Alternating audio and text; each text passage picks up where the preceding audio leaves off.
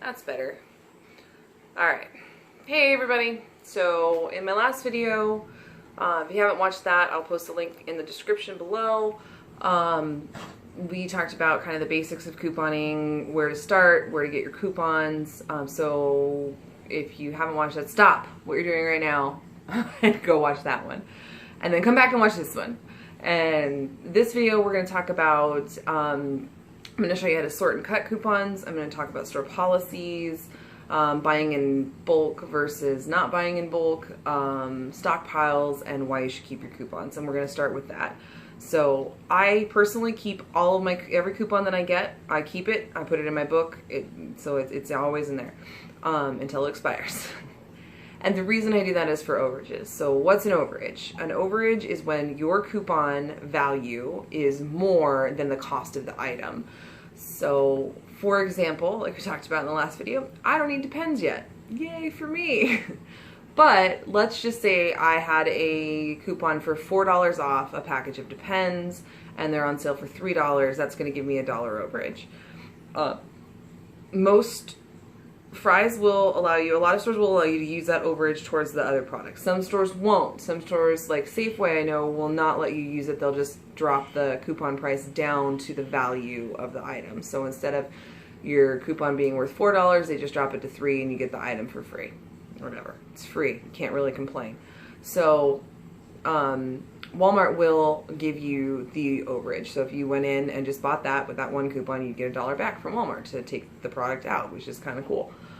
I personally like to apply my overages to other products, so I always make sure if I do have an overage, that there's something that overage can pay for, like meat, for example, because you don't get a lot of coupons on meat. So if you have an item that's going to give you a good overage, it's a great time to buy your meat.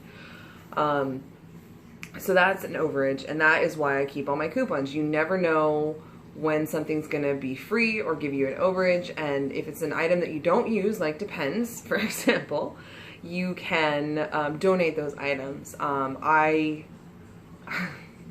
husband would tease me all the time because I would come home every other shopping trip with toothpaste. So I would come home with toothpaste frequently, and we had a crap ton of toothpaste. We really at that point had 30 boxes. So he would make fun of me and ask me why I'm bringing home more toothpaste. Well, why not? It was free. It doesn't cost me anything. I then supplied everyone I worked with toothpaste. I then supplied my parents with toothpaste. The neighbors with toothpaste. Everybody was supplied with toothpaste because I got it for free. And even though he teased me about it, he would then brag about it at work. So, of course, he walks in when I'm telling a story about him. Prove it. I can, but I'm going to focus on my video. Anyways, so you have to do what works for you. If you don't want to keep... husbands. If you don't want to keep every coupon, that's fine. If it's a lot of work to keep every single coupon, if you only want to keep the ones that you know you're going to use, awesome. But it's completely up to you. So whatever works for you, that's what you want to do. This works for me, and I've gotten some really, really great deals by doing this. I've gotten a lot of items that I can donate. Joe and I used to keep care packages in our car when we've got a really big surplus. Especially around, the holidays when it gets cold. We would keep a baggie of razors and toothbrushes and toothpastes and a bar of soap, and we would just hand them out to people that we saw in need on the street. So that's kind of a cool thing that you can do with some of the things that maybe you don't need, but somebody else could need. So that is why I keep all my coupons. So the next thing I'm going to talk about is a stockpile.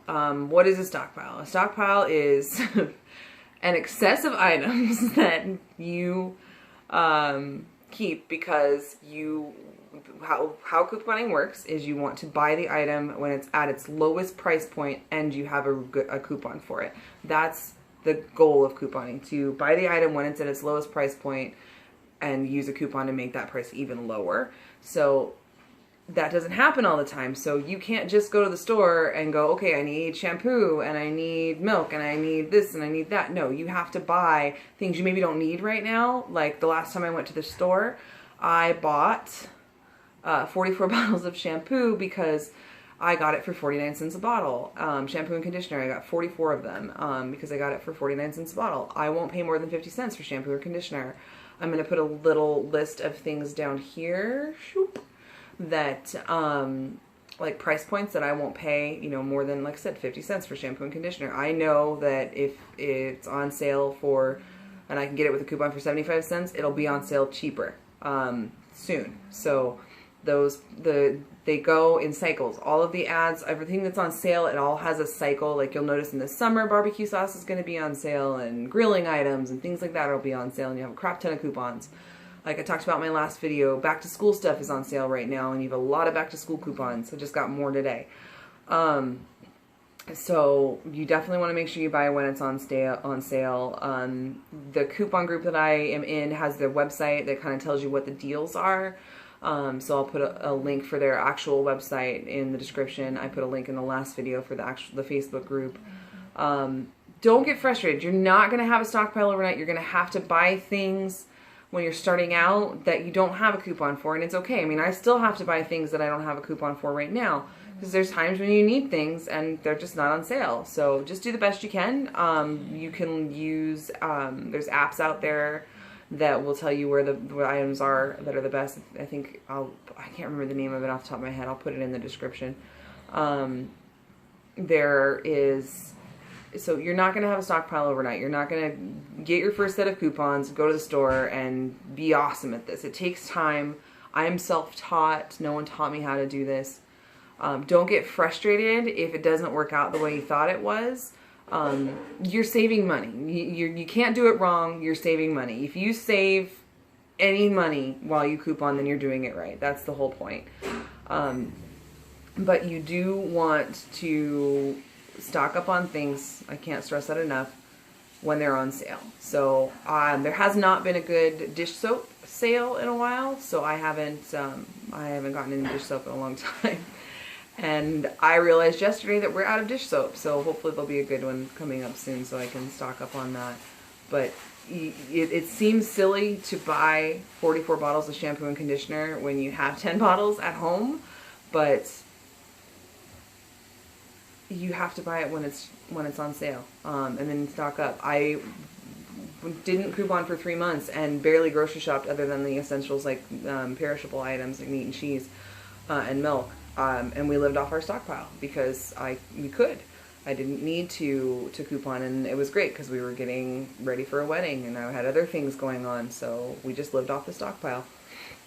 So it's nice to have, if something happens financially, it's nice to have that little stockpile there. I do sometimes sell some of my stockpile items. This is a kind of heated thing in my group. Some people get really irritated about that, but it's yours. You bought it. You took the time to coupon it. You do what you want with it. Just make sure you're following all the laws. When I do sell, I don't sell to try to make a profit or a killing or anything like that. The shampoo and conditioner that I got last week for 49 cents, I sold for 75 cents because that basically 26 cents extra is my time, my gas, and my my tax that I'm having to pay on these things, because you do still have to pay tax. So even if it's a free item, you still have to pay the tax on it. So yeah, don't get frustrated. Stock up when things are on sale. Those are very, very, very important things to remember. Also, bulk buying. So I don't shop at Costco or Sam's Club unless it's like for a party and I can't find a good deal at a store, at a regular grocery store. The media and grocery stores have us all trained to buy in bulk, because when you buy in bulk, that the price point per ounce or per item is less. So, you know, if you buy a 12-pack of toilet paper, it's cheaper per roll of toilet paper than if buying a 4-pack. Well, couponing is the exact opposite. Usually a smaller portion or amount is going to be less money because it's smaller.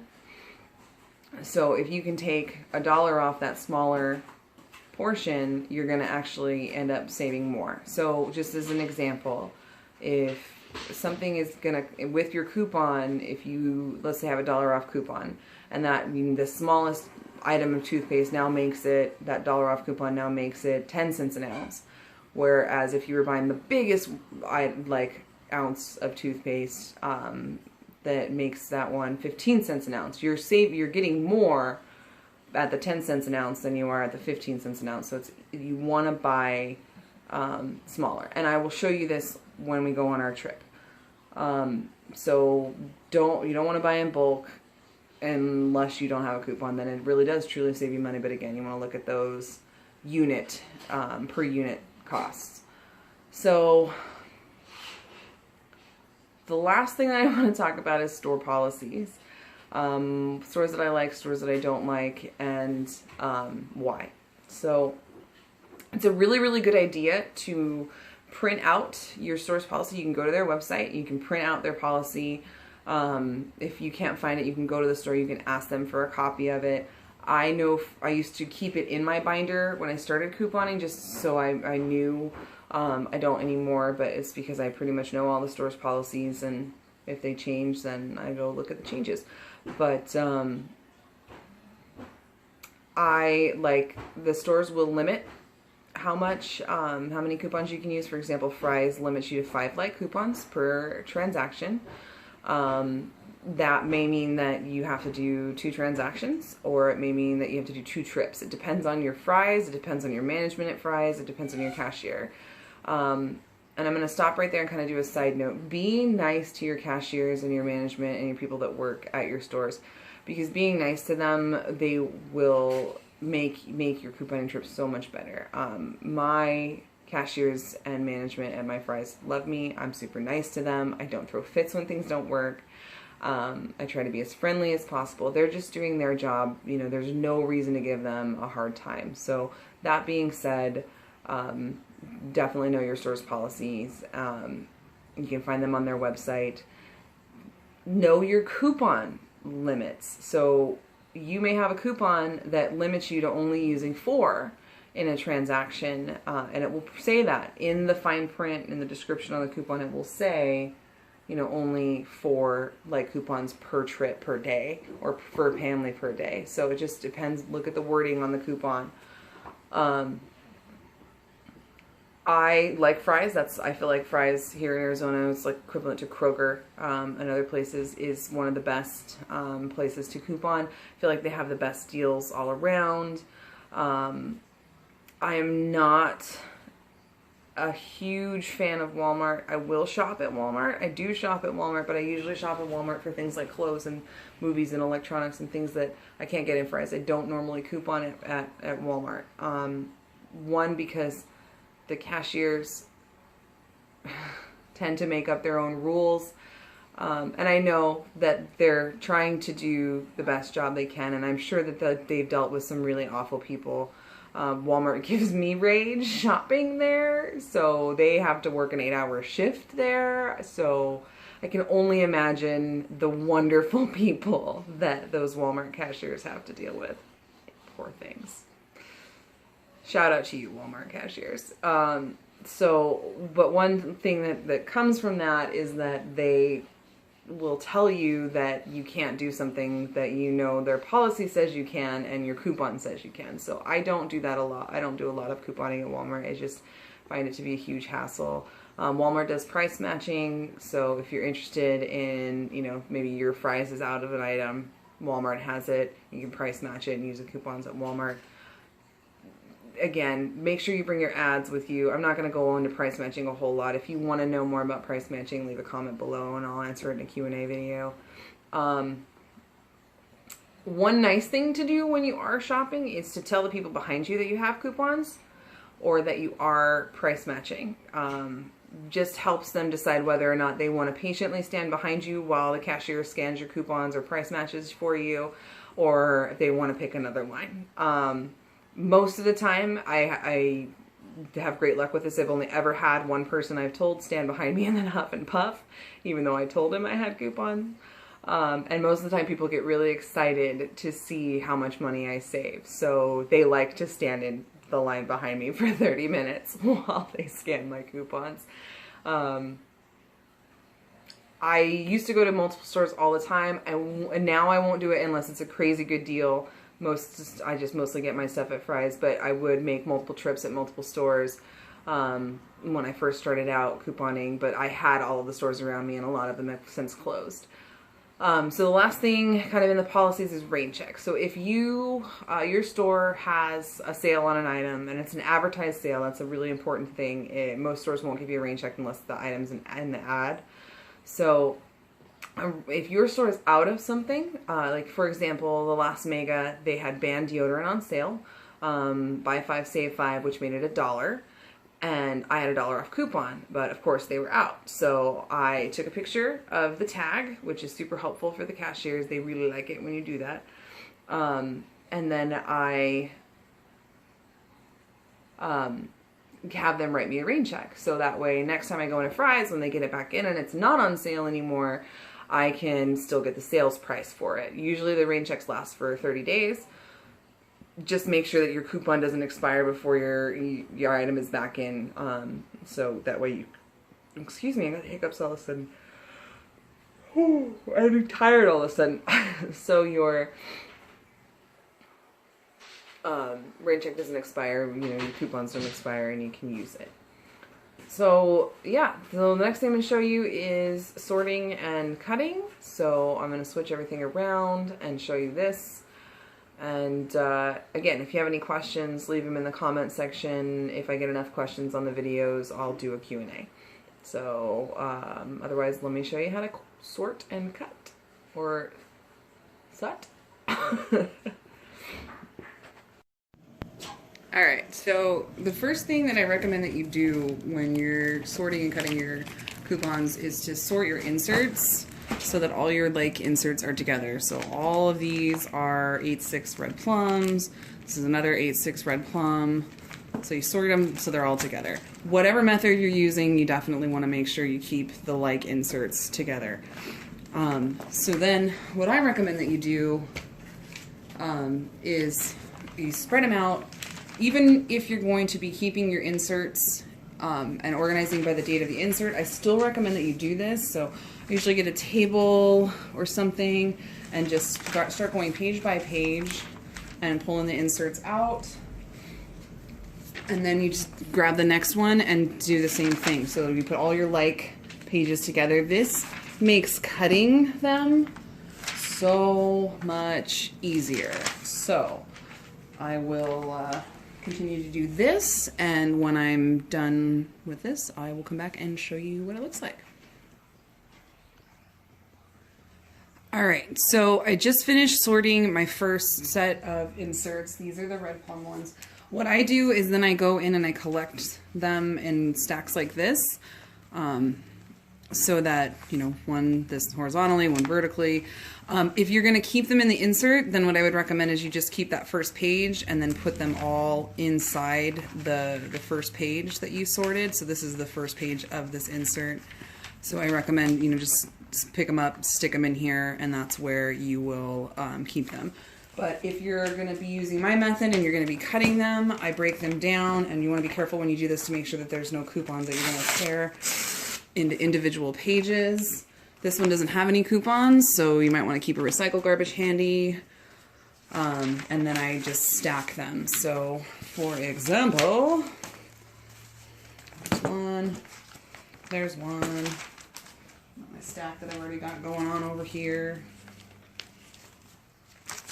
So that. This just makes it easier when you're cutting them to grab the whole stack. So instead of cutting out 10 individual coupons and then putting them together, you can cut all 10. You just want to make sure that it lines up nicely so that you're not cutting into a barcode. It'll happen, but try to be careful with that. So I'm going to keep sorting my coupons because I still have 3 more sets of inserts to sort. And then I will show you how I cut and organize them as I cut, because that seems to be the best for me. Again, do what makes sense for you, but this is what makes sense for me. So I will be back when I'm ready to cut. All right, let's try this again now that the kids have left the room. I've got my stack of coupons here. So now I'm going to go through and I'm going to cut all of them. And like I talked about, I keep all of them.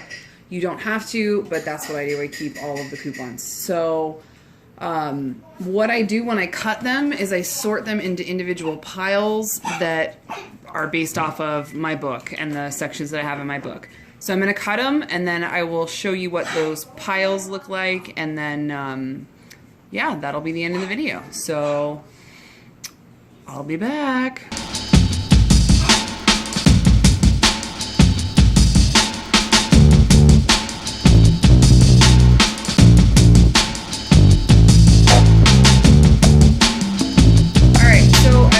Most of the coupons cutted, and each pile is sorted into a section that's in my book. So first section's hygiene, second section medicine, just like we talked about in the first video. So now I have these little random ones, so I'm going to cut those and sort those too, and then I do get like random inserts in the mail, so I'm going to cut those and sort those. If you have a kid that is able to cut multiple pieces of paper at the same time and stay in the lines, it's a good use for those children. I just had my 12-year-old help me, but he cuts at a 1 page to my 3 or 4 pages. So once I've got that done, I will come back to show you how we put them away. Alright, so I've got them all cut. Each stack is sorted into the groups of my folder. So now you just put them away. I will just show you a quick, what I recommend doing is as you're putting away, toss your expired coupons out. So just a quick little, what I like to do when I put them away. So I'll go through, check the expiration dates, see if anything's expired, and toss them out. If they're not, then I'll just go ahead and start putting them in one section at a time. Again, this has got subsections, so I'll go through the stack. I'll pull out all my toothpaste, put all those away. Then I'll pull out all my razors and shave gels and put those away. One thing that I do with my book, let me pull this forward a little bit so you can see it better. Hold on. Let's see if this is gonna work. And the kids are home from school, so you can hear the loud kids in the background.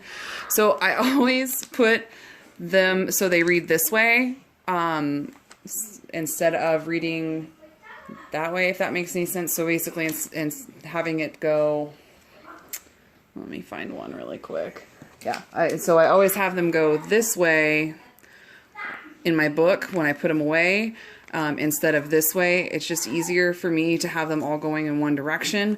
I try to make sure that if I do have to, so here's a good example, fold a coupon, that when I fold it, I try to fold, you know, what the picture of the product is, and how much off. If I can help it, I try to keep the expiration date out so that I can see, you know, easily see it when I'm flipping through the pages in my book. So yeah, so that is part 2. I think we pretty much went over everything. If you haven't done so, hit the subscribe button. I'm going to wait until there's a mega sale at Fry's, and then I will definitely take you on a couponing trip with me. So if you have any questions, please put them in the comment section. If I get enough questions, I will do a Q&A for couponing. So please leave those in the comments section and hit that subscribe button. And if you want to see more of couponing how-tos and tips and tricks, hit that like button. And have a great day. Bye!